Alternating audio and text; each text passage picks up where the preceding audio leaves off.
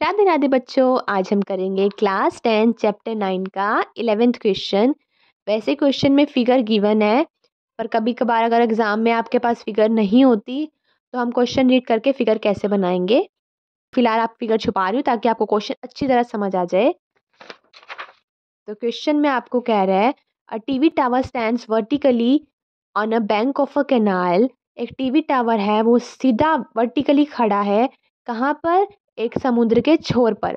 From a point on a other bank directly opposite the tower, मतलब उस tower के बिल्कुल सिधाई में, मतलब अपोजिट जगह से एक एंगल बन रहा है। कहाँ पे बन रहा है? उस टावर के टॉप पे 60। ये मैंने एक वर्टिकल टावर बना दिया। उसके अपोजिट मतलब यहाँ पे ले लूँ कहीं मैं। एंगल ऑफ एलिवेशन हमेशा नीचे से ऊपर बनता है, तो मैं नीचे ही लूंगी वो पॉइंट। अपोजिट का मतलब ये थोड़ी ना कि आप यहाँ पे पॉइंट ले लोगे। एंगल ऑफ एलिवेशन बन रहा है उसके टॉप पर। कितना बन रहा है? 60। तो मैंने यहाँ पे कर दिया।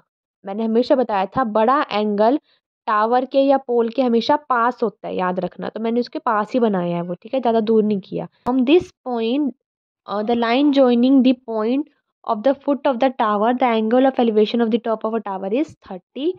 Find the height of the tower and the width of the canal. में कह रहा है इस पॉइंट के अलावा आपके पास एक पॉइंट है जो एंगल ऑफ एलिवेशन बना रहा है 30 डिग्री, और जो कितनी मीटर दूर है? 20 metre. From the another point 20 metre away from this point. This point मतलब जो आपने पहले पॉइंट बनाया था ना, बनाया था इससे 20 मीटर की दूरी पे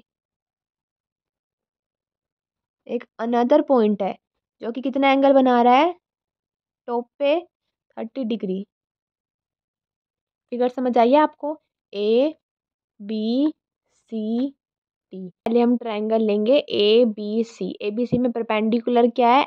एच, और बेस क्या है? एक्स। देखो बेटा, पहले हम छोटा ट्रायंगल लेंगे जिसमें आपके पास टावर और ज़मीन दोनों आ रही हो, और फिर पूरा बड़ा ट्रायंगल लेते हैं, क्योंकि बड़े ट्रायंगल में भी आपके पास टावर तो चाहिए ही चाहिए। और इस बार ज़मीन पूरी लेनी है। बेस मतलब 20 प्लस एक्स हो जाएगा। इसका आ गया मेरा सोल्व। अब मैं इसको सोल्व करूंगी, 20 प्लस एक्स हो जाएगा। मैंने ये ट्रायंगल सोल्व करके एच की वैल्यू निकाल ली थी। फिर मैंने इस ट्रायंगल को सोल्व किया, और यहाँ पर जो एच की वैल्यू थी ना आपकी, वो वहाँ पे मैंने √3 एक्स पुट कर दी।